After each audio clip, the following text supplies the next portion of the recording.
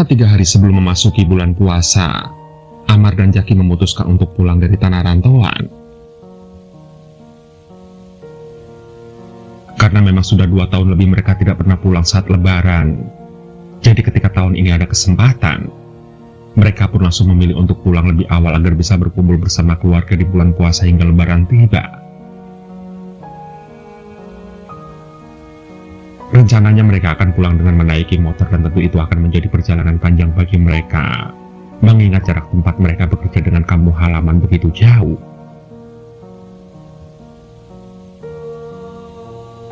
Aku yakin perjalanan yang panjang ini akan memberikan pengalaman terbaik yang akan selalu kita ingat sampai tua nanti, ujar Jaki penuh semangat.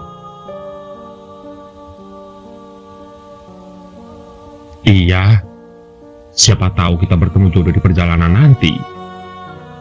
Bosan juga kan sendiri mulu? Pengenlah punya bini, sahut Amar yang disambut gelak tawa oleh Jaki yang masih asik mempersiapkan barang-barang bawaannya. Akhirnya, malam itu mereka memutuskan untuk tidur lebih awal karena pagi-pagi sekali mereka berdua akan segera berangkat menuju kampung halaman. Sekitar pukul 4 subuh mereka bangun dan setelah melaksanakan sholat subuh mereka berdua mulai bersiap-siap untuk segera berangkat. Dengan menaiki motor, akhirnya mereka berdua pun memulai perjalanan dengan penuh senyuman. Kalau capek bilang ya Mar, kita gantian bawa motornya, ujar Jaki yang berada di belakang. Siap, ini kita sambil cari warung dulu ya, bawa sarapan biar gak masuk angin, jawab Amar. Sekitar pukul 8 pagi mereka pun menemukan jajaran warung makan yang sudah buka. Mereka pun kemudian singgah di salah satu warung tersebut untuk mengisi perut.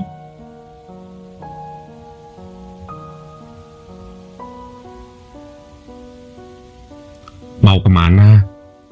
Tanya si ibu penjaga warung. Mau pulang kampung, Bu?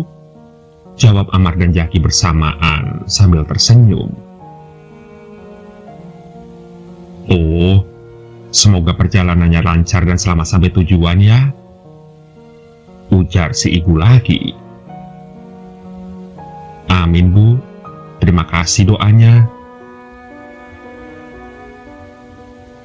Singkat cerita, setelah pesanan datang, mereka berdua pun langsung menyantapnya. 2 piring nasi kuning yang masih hangat dengan lauk masak habang ikan haruan itu sangat enak sekali. Jaki bahkan sampai meminta tambah nasi dan lauk pada si ibu pemilik warung. Setelah selesai makan dan membayar, mereka berdua kembali melanjutkan perjalanan. Dan kali ini Jaki yang menggantikan Amar membawa motor. Tidak terasa hari sudah hampir gelap. Perut keduanya pun mulai terasa keroncongan. Namun sedari tadi mereka belum juga menemukan pemukiman warga ataupun warung makan yang bisa disinggahi. Lapar Ki, ujar Amar. Sama Mar, tapi ini kok aneh ya, gak ada warung makan apa? Tidak lama kemudian mereka melihat ada pencahayaan di depan. Tampaknya di situ ada warung yang buka di tengah-tengah jalanan sepi tersebut. Itu warung Mar, kita singgah ya? Iya. Jaki lantas memelankan laju motornya. Warung di jalanan sepi itu rupanya sedang banyak pelanggan. Ada beberapa mobil pribadi berplat DA dan KT terparkir di sana. Namun, baru saja mereka masuk ke warung, sebagian para pelanggan itu sudah pada selesai bayar dan hendak melanjutkan kembali perjalanan. Nampak hanya tinggal 3 orang laki-laki yang duduk di meja paling pojok di warung itu. Dan saat salah satu laki-laki itu menatap mereka berdua, Amar dan Jaki langsung tersenyum ramah. Namun orang tersebut justru langsung mengalihkan pandangannya tanpa membalas senyuman keduanya.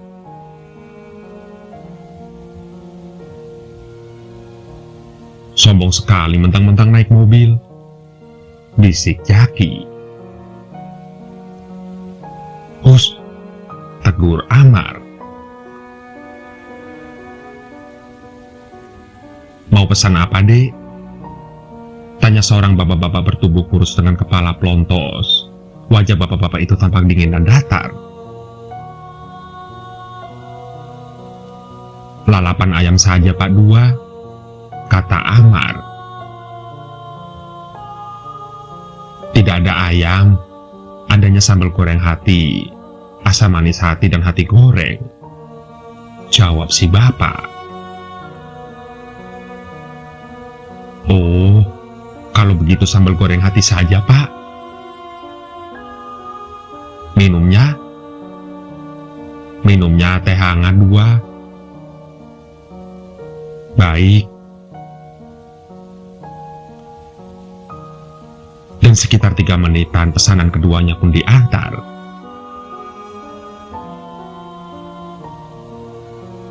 "Sudah lama jualan di sini, Pak?" "Sudah 15 tahun. "Wah, lama juga ya, Pak. Ini warung satu-satunya di daerah sini ya, Pak?" "Iya. 2 tahun lalu ada warung di ujung jalan sana, tapi sudah tidak pernah dibuka lagi," ujar si bapak lalu berlalu pergi meninggalkan meja keduanya.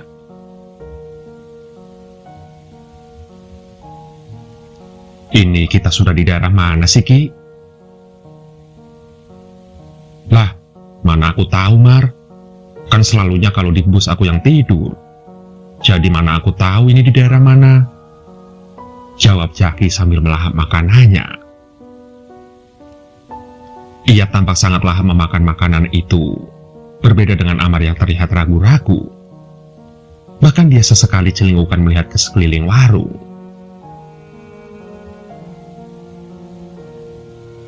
Setelah selesai makan, mereka pun memutuskan untuk kembali melanjutkan perjalanan. Namun, saat hendak menyalakan motornya, ada seorang anak perempuan berusia 13 tahunan yang menghampiri mereka berdua dan mengatakan, "Kak, nanti di simpangan depan sana jangan belok kanan ya," ucapnya pelan sekali. "Maksudnya, Dek?" tanya Amar. "Sania," panggil seorang wanita dari arah warung sembari melambaikan tangan pada si anak perempuan itu. Sontak si anak perempuan itu langsung berlari masuk ke dalam warung. Dan nampak si wanita langsung menarik tangan anak itu ketika si anak sudah berada di dekatnya.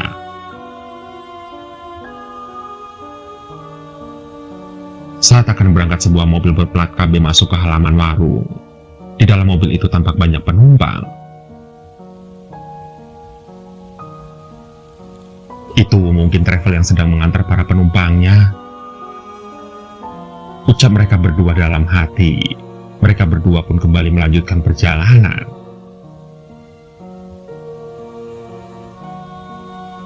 "Mar, ngantuk aku, Mar," ujar Jaki. "Ya udah, kita cari musola, Ki. Kita numpang istirahat di musola saja," jawab Amar.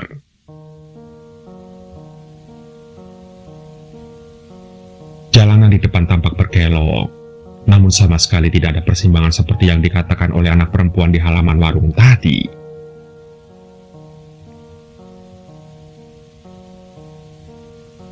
"Mar, kata adek tadi ada persimpangan kan di depan ini? Tapi kok ini cuma belokan saja ya?" "Gak tahu aku. Sudahlah, jangan terlalu dipikir. Mending kita lanjut jalan saja sampai ketemu masjid atau musola." Dan sekitar beberapa kilometer kemudian, mereka menemukan perkampungan. Namun perkampungan itu mirip seperti perkampungan zaman dulu, tidak ada listrik dan hanya ada lampu pelita yang menerangi rumah-rumah itu.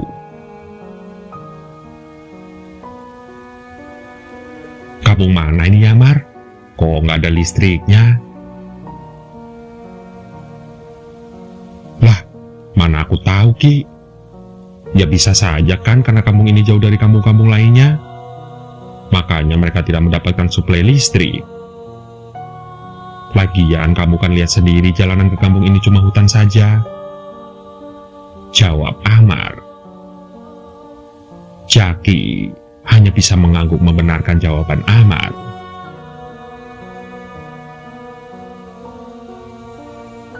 Nampak di depan salah satu rumah ada beberapa orang yang tengah berkumpul.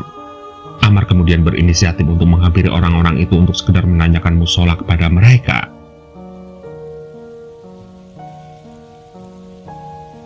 Kita ke sana yuk, Ki. Kita tanya di mana musola. Kita kan bisa cari sendiri, Mar. Ngapain sih mesti nanya? Ya kalau bertanya apa salahnya, Ki? Mau tidak mau Jaki pun menuruti juga kemauan Amar. Dan saat mereka mendekat, orang-orang itu langsung menatap keduanya.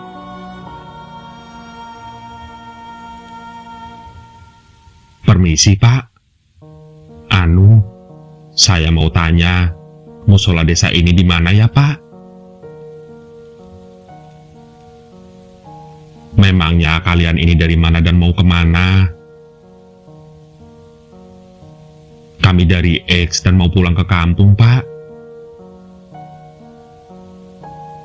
Wah, jauh sekali perjalanan kalian. Kalian pasti capek. Oh ya, kalau kalian mau beristirahat, kalian bisa istirahat di rumah saya ini. Itu pun kalau kalian sudi. Karena kampung kami ini tidak ada musola, Nak. Maklumlah, bukan kampung sungguhan, ujar si bapak. Musola hanya ada di desa R, dan desa itu sangat jauh dari sini. Di sini tidak ada musola sebab kampung kami ini hanya dihuni beberapa keluarga yang bekerja di sekitaran sini saja. Lanjut bapak-bapak yang lain. Mendengar ucapan bapak itu, Jaki dan Amar saling berpandangan. Mata mereka juga sudah terasa sangat berat. Tentu akan sangat berbahaya kalau mereka melanjutkan perjalanan sampai ke desa yang disebutkan oleh bapak itu tadi. Dan akhirnya mereka berdua pun menerima tawaran baik dari bapak pemilik rumah untuk menginap semalam di sana.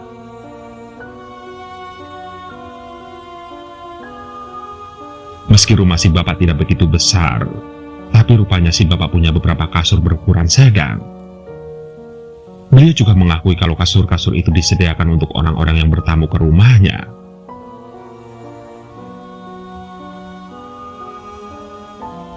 Akhirnya, tidak menunggu waktu lama setelah keduanya merebahkan tubuh di atas kasur itu, mereka pun langsung tertidur dengan sangat nyenyak. Saat mereka terbangun, rupanya hari sudah pagi.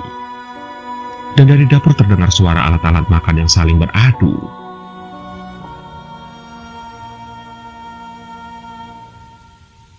Ada yang bisa saya bantu, Pak? Tanya Amar. Waduh, jangan-jangan kalian terbangun karena suara berisik yang bapak buat ini, ujar si bapak. Amar tersenyum seraya menggeleng. Bukan, Pak, kami memang sudah bangun saja. Segar rasanya badan setelah tertidur beberapa jam, ujar Amar. Syukurlah kalau begitu, Nak. Oh ya, sebelum kalian pergi, kita sarapan dulu ya. Bapak sudah buatkan makanan. Dibantu Amar, bapak itu kemudian membawa makanan yang akan mereka santap bersama di pagi itu. Ceker ayam masak habang dan hati ayam goreng terlihat sangat lezat sekali. Nasi hangat yang masih mengepulkan asap membuat kedua pemuda itu menelan ludah. Ayo dimakan, makan yang banyak, ujar si bapak dengan ramah. Setelah selesai makan, mereka berdua pun kembali bersiap-siap untuk melanjutkan perjalanan. Si bapak pun kemudian mengantarkan kepergian mereka dengan wajah yang tersenyum.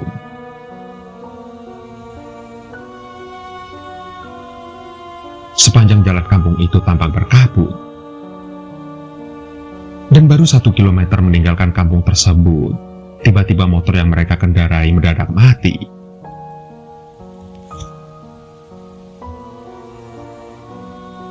"Apa yang rusak, Mar?" tanya Jaki setelah hampir 1 jam Amar memperbaiki motor tersebut. "Tidak tahu, Ki. Padahal businya sudah kuganti dengan yang baru, tapi motornya tetap tidak mau menyala. Kenapa ya?"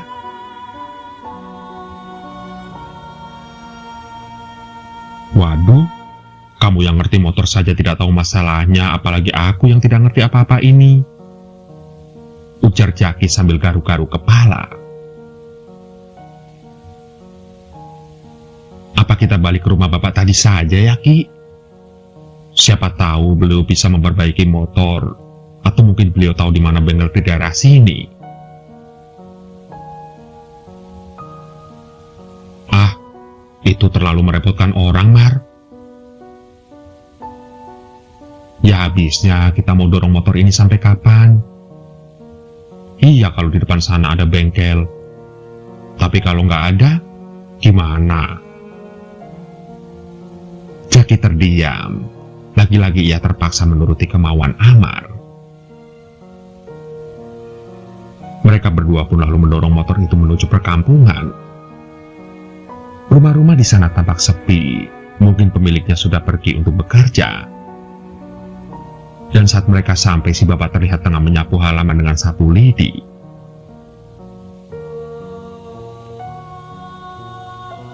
"Permisi, Pak. Maaf kami balik lagi. Ini tadi motor kami mati mendadak di sana. Kami tidak tahu bengkel di daerah sini di mana.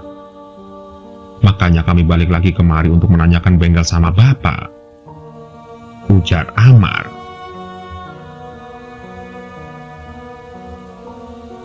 "Di sini tidak ada bengkel. Kalaupun ada, itu sangat jauh jaraknya dari sini. Tapi semisal kalian mau, kalian bisa tunggu dulu sementara di sini. Karena di sini ada salah satu orang yang bisa memperbaiki mesin-mesin motor seperti ini. Tapi sekarang orangnya sedang tidak ada di kampung. Bagaimana? Kira-kira apakah lama kami harus menunggu, Pak? Soalnya kami kan mau pulang ke rumah biar bisa memulai puasa bersama keluarga," ujar Jaki. Kemarin dia bilang mau pergi ke kota selama 3 hari, dan hari ini sudah hari kedua dia pergi. Ya kemungkinan besok sudah kembali sih, jawab sang bapak. Mendengar jawaban si bapak, Amar mengangguk dan memaksa pada Jaki agar mau menunggu sampai besok. Hingga akhirnya Jaki pun bersedia menunggu sampai esok. Dan hari itu mereka menghabiskan waktu sepanjang hari untuk beristirahat serta membantu sedikit pekerjaan sang bapak. Malam harinya, mereka diajak oleh si bapak untuk ke sebuah acara pernikahan yang terasa aneh bagi Jaki. Bagaimana tidak? Sebab di acara pernikahan pada umumnya wajah para tamu pasti terlihat bahagia dan menikmati acara dengan bercanda atau bergosip. Sangat berbeda dengan wajah para tamu di acara malam itu yang malah terlihat sangat datar. Dan mereka semua mengikuti acara tersebut tanpa berbicara satu sama lain. Namun berbeda dengan Jaki, Amar tampaknya malah sangat menikmati acara tersebut.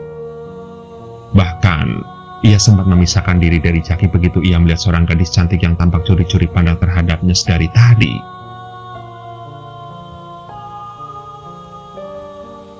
Dan setelah didekati, gadis itu ternyata sangat ramah dan lembut sekali tutur katanya. Dia juga memperkenalkan diri dengan nama Ima dan mengaku tinggal di kampung itu bersama orang tuanya. Dengan sikapnya yang lembut dan terbuka membuat Amar menjadi semakin tertarik pada gadis itu. Keduanya juga sudah sangat akrab dalam waktu sebentar saja. Bahkan, tampaknya Amar sudah jatuh hati pada gadis itu sejak pandangan pertama. Dan begitu pun juga sebaliknya.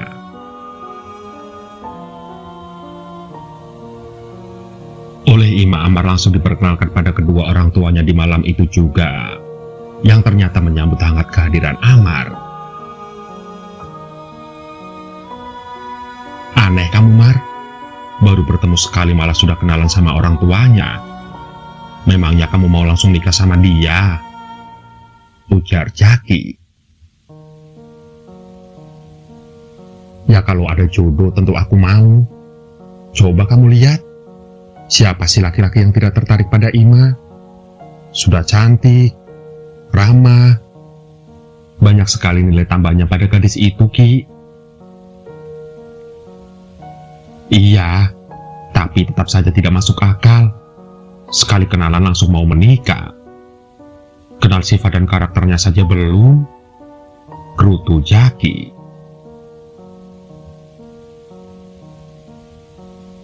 Ki, dengan hanya mengenalnya sebentar saja, aku yakin Ima itu gadis baik-baik.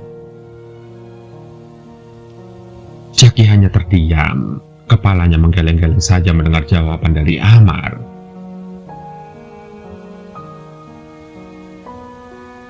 Malam itu, saat si Bapak dan Amar sudah tertidur, Jaki duduk-duduk santai di luar rumah. Namun yang ia lihat di luar rumah membuatnya semakin merasa aneh. Kabut tebal menghalangi pandangannya bahkan ke benda yang berjarak tidak sampai 1 meter darinya. Baru kali ini aku melihat kabut setebal ini di malam hari, batin Jaki. Dan saat Jaki hendak berbalik masuk ke dalam rumah, lamat-lamat ia mendengar seperti ada seseorang yang berbicara. Entah apa, yang pasti Jaki hanya mendengar suara itu sekali, itu pun tidak terdengar begitu jelas. Dan saat ia berdiri untuk mendengarkan lebih jelas lagi, suara itu mendadak menghilang.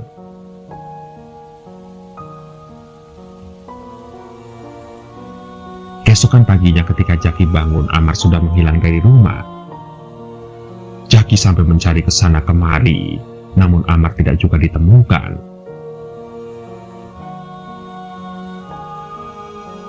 Maaf Pak, Bapak tahu di mana teman saya? Tanya Jaki pada si Bapak yang sedang memasak di dapur. Si Bapak terdiam sejenak, lalu kemudian ia menggeleng.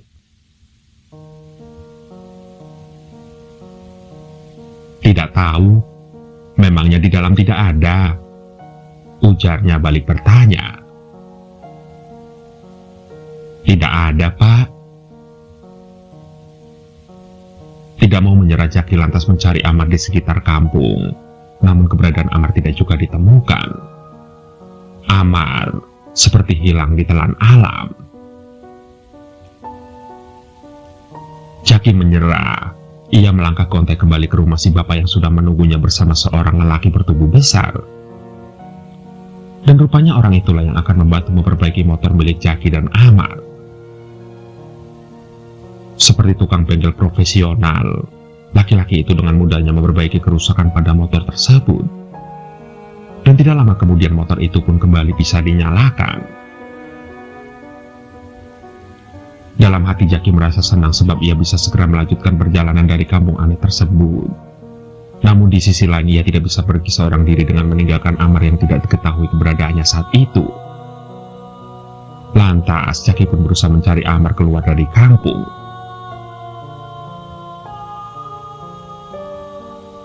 Barang-barang bawaan juga terpaksa ia tinggal di rumah Bapak. Hanya dompet berisikan uang dan KTP yang ia bawa saat itu. Karena memang niatnya Jaki hanya untuk mencari Amar keluar dari kampung.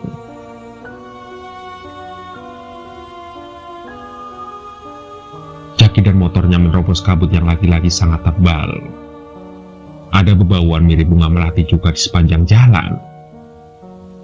Semakin jauh ia meninggalkan kampung itu, maka kabut di jalanan juga semakin menipis lalu kemudian menghilang. Suasana di jalan itu sangat berbeda dengan suasana di perkampungan tempat Jaki dan Amar menginap. Rasa gelisah di dada Jaki pun langsung mereda begitu ia menghirup udara yang ia rasa sangat segar.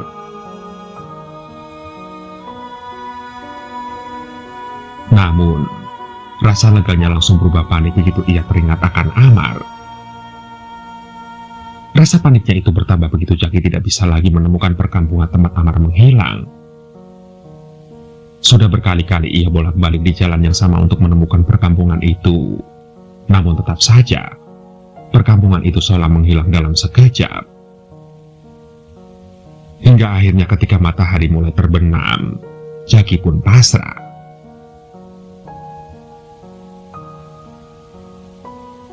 Tin, tin. Suara klakson terdengar nyaring dari arah belakang. Perlahan mobil tersebut memelankan lajunya dan si sopir langsung menyapa Jaki. Mau kemana, Dek? Tanya laki-laki yang kira-kira usianya saat itu sekitar 40 tahunan.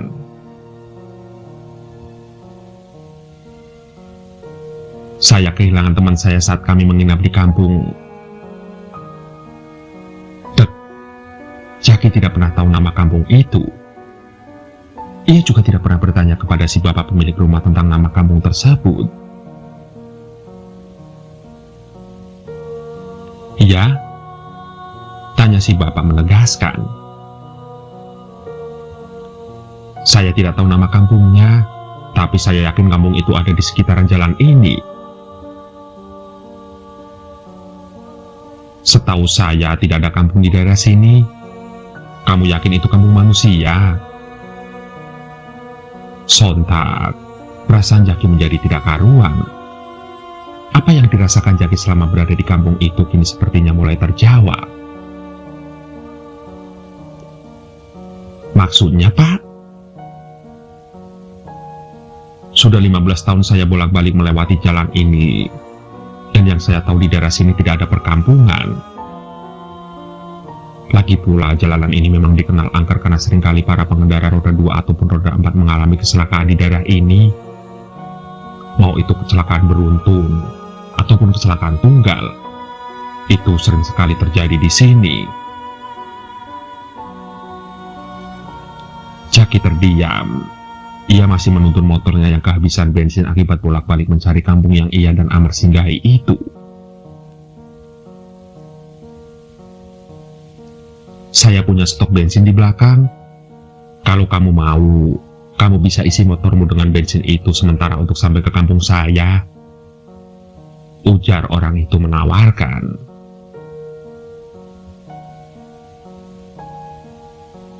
Tapi teman saya bagaimana? Nanti kita minta bantuan sama orang-orang di kampung saya. Kita cari temanmu itu. Semoga dia masih bisa bertahan. Mendengar ucapan orang itu, seketika Jaki mulai berpikir yang tidak-tidak tentang Amar. Singkat cerita, begitu mereka sampai di kampung orang tersebut, Jaki langsung diberikan minuman dan makanan. Bahkan ia juga langsung dipertemukan dengan seorang petua kampung untuk sekedar dibersihkan dirinya agar tidak diikuti makhluk halus penghuni kampung yang tidak kasat mata itu. Dan pencarian terhadap Amar pun mulai dilakukan oleh warga kampung yang dipimpin oleh sang tetua. Sepanjang jalanan itu mereka telusuri. Sebagian orang ada yang sambil memukul-mukul nyiru, panci, dan alat-alat masak lainnya. Namun hingga pagi menjelang Amar tidak juga ditemukan. Karena warga sudah kelelahan, terpaksa pencarian pun dihentikan untuk sementara waktu. Dan akan dilanjut sore nanti. 3 malam sudah berlalu, tapi pencarian terhadap Amar masih terus dilakukan. Beberapa warga sudah pasrah dan berhenti untuk ikut mencari. Hingga yang tersisa dan masih terus melakukan pencarian hanya beberapa orang saja, termasuk tetua kampung dan lelaki yang pertama kali menolong Jaki. Pada malam keempat, saat itu hujan disertai guntur. Pencarian pun terpaksa dihentikan. Namun ketika mereka akan pulang, tetua kampung melihat seseorang yang berjalan sepoyongan dari arah hutan. Dan begitu disenter, rupanya itu adalah Amar. Sontak, Jaki pun langsung berlari menghampiri Amar yang terlihat linglung. Amar tampak pucat, wajahnya seperti menampakkan ketakutan. Bahkan ia hampir berteriak begitu melihat Jaki. Dan ketika tetua kampung memapahnya, barulah Amar menjadi sedikit lebih tenang. Tubuh Amar gemetar. Ada lendir berbau aneh hampir di seluruh tubuhnya. Amar lantas dibawa ke kampung dan diobati luka-lukanya. Ia juga diberikan air doa, dimandikan agar terbebas dari pengaruh makhluk halus yang membawanya tersebut.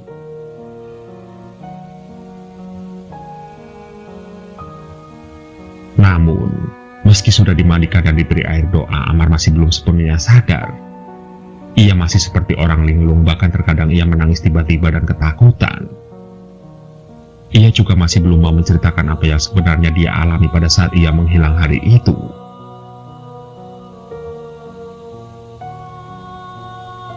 Karena keadaan Amar yang masih seperti itu, perjalanan mudik mereka berdua tertunda dan harus menunggu sampai Amar benar-benar pulih kembali. Akan tetapi ada satu hal yang rupanya masih belum disadari Jaki, yakni perbedaan waktu antara manusia dengan jin. Rupanya mereka sudah cukup lama menghilang, bahkan saat itu Ramadan sudah lama berakhir. Hal itu terungkap ketika Jaki menanyakan tanggal dan bulan saat mereka menemukan Amar. Sekedar informasi saja, kampung yang saat itu menolong mereka memang warganya non-muslim semua. Kurasa temanmu itu berhasil keluar lebih dulu dari kampung tersebut, tapi jalannya selalu disesatkan oleh mereka agar dia tidak bisa keluar dari area hutan.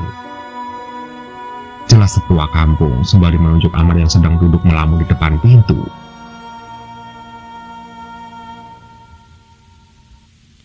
Kalau memang kamu mau pulang lebih dulu untuk mengabari keluarga temanmu itu, silahkan saja. Kami akan membantu menjaga dia di sini selama kamu tidak ada. Lanjut beliau, kali ini matanya menatap Jaki dengan lekat. Jaki menghela nafas panjang. Ia tidak tahu harus memilih pulang atau tetap berada di sana sampai waktu yang tidak ditentukan. Hampir semalaman Jaki tidak bisa memejamkan matanya disebabkan oleh pikiran yang bergelut di benaknya. Akhirnya setelah memikirkan masalah itu sepanjang malam, Jaki memutuskan untuk pulang lebih dulu. Setidaknya ia akan mengabari keluarga Amar agar Amar bisa dibawa ke kampung halamannya. Karena jelas tidak mungkin bila Jaki membonceng Amar yang keadaannya masih seperti itu, dengan jarak tempuh yang masih sangat jauh. Apapun bisa saja terjadi dalam perjalanan. Bahkan bukannya tidak mungkin kalau mereka akan mengalami kecelakaan jika masih memaksa untuk tetap membawa Amar bersamanya.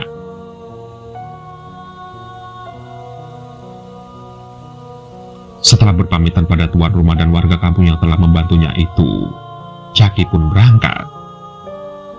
Ia menatap Amar yang berdiri tanpa ekspresi tengah disuapi oleh anak tetua kampung. Mereka akan merawatmu dengan baik selama aku pergi, Mar. Kamu tenang saja, aku akan membawa keluargamu kemari, ucap Jaki dalam hati. Perjalanan sedikit lebih lama dari perhitungan karena Jaki tidak mau meneruskan perjalanan pada malam hari. Ia lebih memilih untuk beristirahat penuh di malam hari dan melanjutkan perjalanan di siang hari. Dan setelah melewati perjalanan yang sangat melelahkan, akhirnya Jaki sampai juga di kampung halamannya. Tampak keluarganya sangat kaget melihat kedatangan Jaki. Mereka khawatir pada Jaki karena tidak kunjung pulang, apalagi dihubungi teleponnya pun tidak bisa.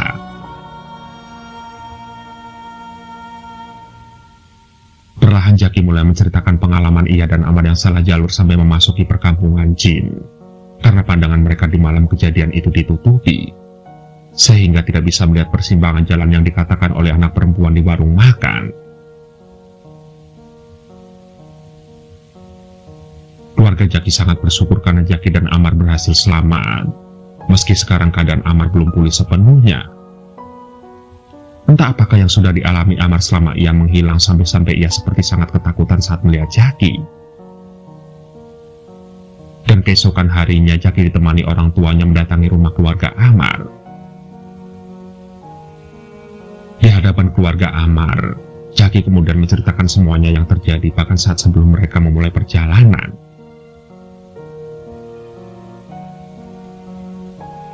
Amar termakan perkataannya sendiri. Harusnya sebagai seorang perantau, dia tahu dan paham betul tentang pantangan berbicara sesumbar.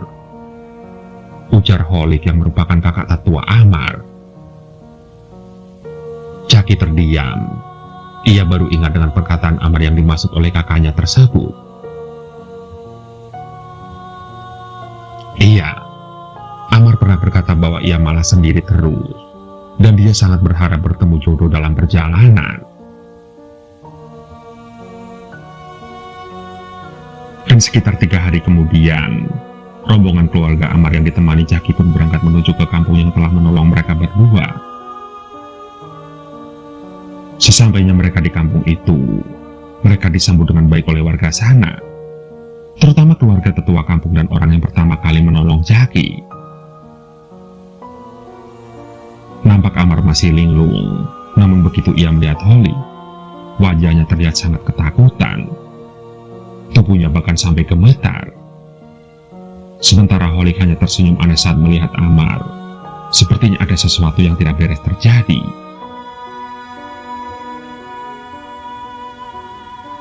Di kampungnya Holik memang dikenal sebagai orang yang paham dengan hal-hal seperti itu. Karena selain menjadi guru kuntau, Holik juga merupakan orang yang masih mempelajari ilmu-ilmu mistis. Didekatinya Amar, ditepuknya pundak sang adik, lalu kemudian dengan tiba-tiba Amar langsung muntah. Ia memuntahkan semua isi perutnya yang berupa nasi bercampur cairan kehitaman yang berbau busuk. Dan setelah muntah tubuh Amar langsung lemas, ia pun jatuh dan langsung dipeluk oleh sang kakak. Singkat cerita, setelah beberapa jam Amar pun terbangun, dan wajahnya yang sebelumnya pucat kini mulai berangsur-angsur segar.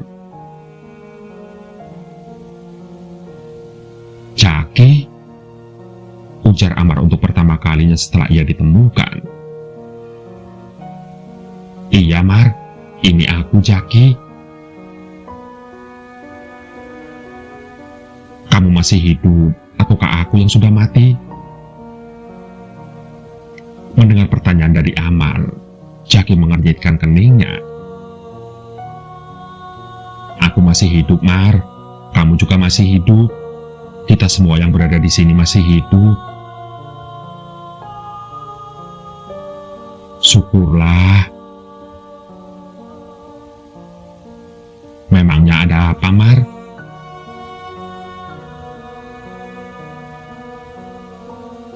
Malam itu, kamu terserang penyakit aneh. Bahkan bapak pemilik rumah itu sampai tidak bisa berkata-kata saat kamu terkena penyakit itu. Tubuhmu kejang-kejang, darah terus mengalir dari mulutmu. Dan oleh si bapak aku diperintahkan untuk tetap menemanimu di rumah sementara dia pergi untuk mencari pertolongan dari warga lain. Tapi baru sebentar saja bapak itu pergi, sesuatu yang buruk terjadi padamu. Cerita Amar terhenti, bibirnya tampak gemetar saat akan melanjutkan ceritanya lagi.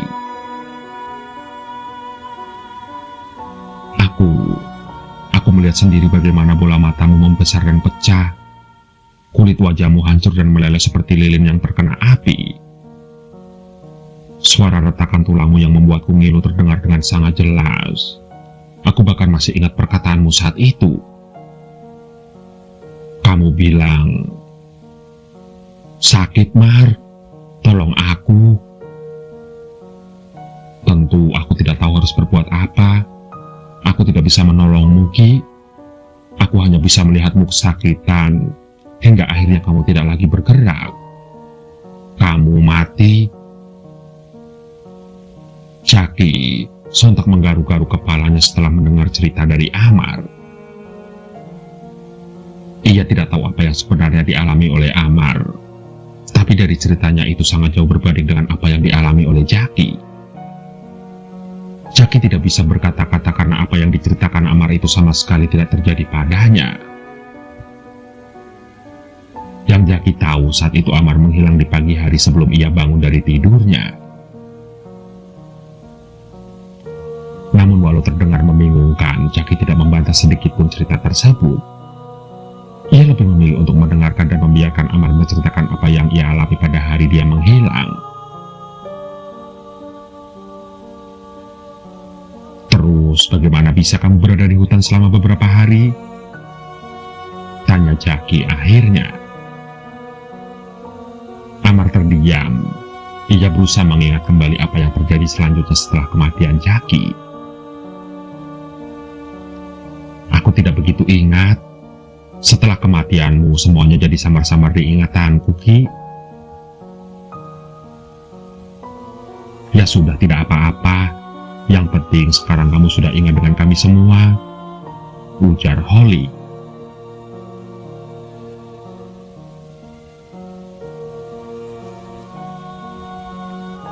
Setelah kejadian itu, Amar maupun Jaki memutuskan untuk tidak pergi merantau lagi. Mereka berdua lebih memilih untuk bekerja serabutan dengan penghasilan kecil di kampung halaman ketimbang harus pulang pergi merantau ke daerah lain. Dan kebaikan para warga kampung yang telah membantu Jaki mencari Amar itu tidak akan pernah mereka lupakan hingga akhir hayat nanti.